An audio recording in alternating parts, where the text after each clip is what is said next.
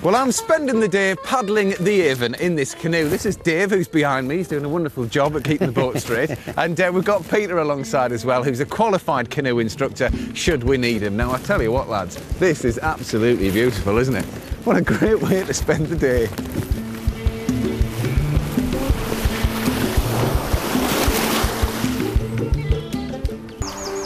Wow, what a view this is!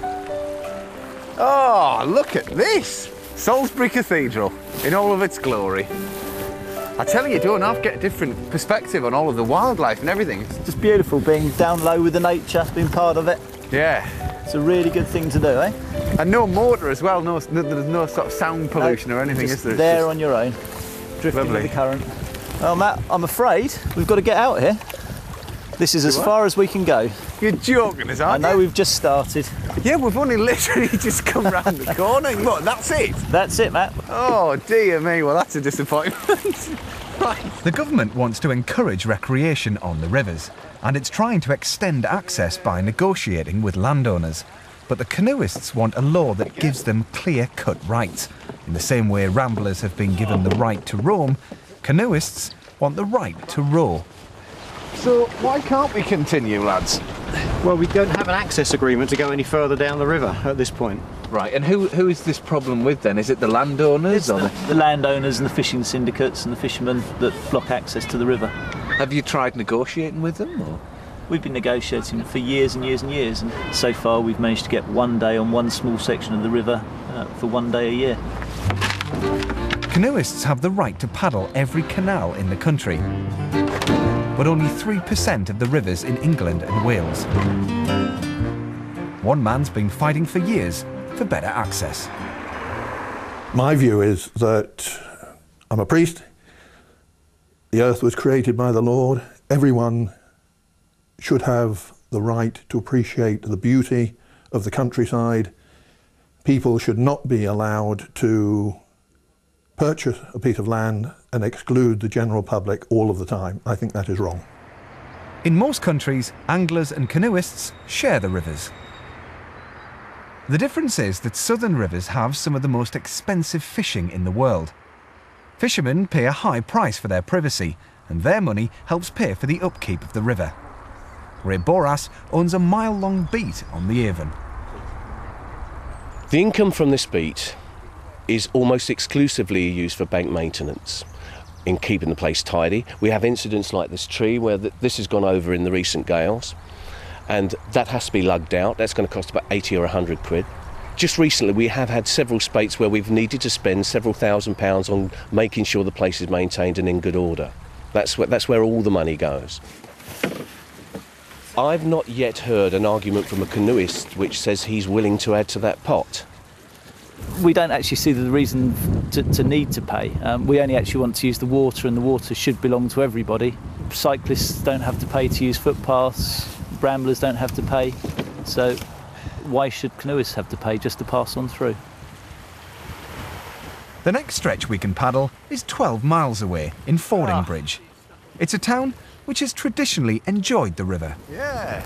I tell you what, this looks like a very pleasant riverside town. It's a lovely town. There's some history here as well. There used to be a regatta here for canoes and rowing boats up to the 1930s.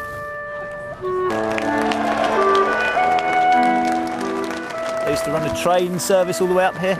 They used to have tea gardens lined up across the meads here. It was called the Henley of the South. Ah. It was a beautiful thing.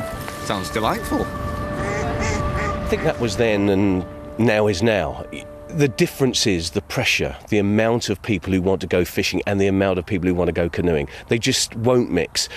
I get the impression in those days, you know, you can only guess, that they would have been much more tranquil, and in fact there was much less antagonism, I think, between the guys then. A lot of the people would both boat and fish. I think today people tend to draw themselves into their particular group, and I think that's the difference, the pressure. But Matt, I've got some more bad news for you. Go on. You know, we didn't have far to go in Salisbury. We've come to the end here as well. You are kidding. We've got 400 metres. You're kidding? No. That's it now? It's time to get out again. Hey, I tell you what, lads, I don't think much to this paddling. In the 18th century, the author Daniel Defoe mentions boats travelling from Christchurch towards Salisbury. From that town, which is Christchurch, upwards towards Salisbury, the River Avon is made navigable to within 2 miles and might be quite so into the city, were it not for the strength of the stream. Which means that in 1720 there were boats going up and down the river to within 2 miles of Salisbury. Douglas Caffin has gone even further back for a law which he believes entitles canoeists to use the whole river today. An act was passed in 1664 to make the river navigable.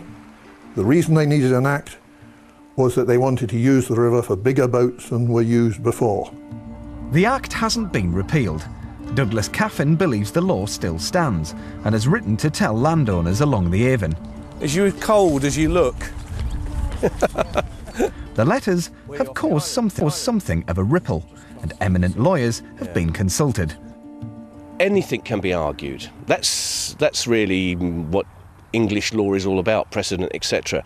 I mean, it could well be that Edward II gave somebody a mining right somewhere in a village where now there are gardens there, but I wouldn't expect the people to just remove their flowers and say, get on with mining.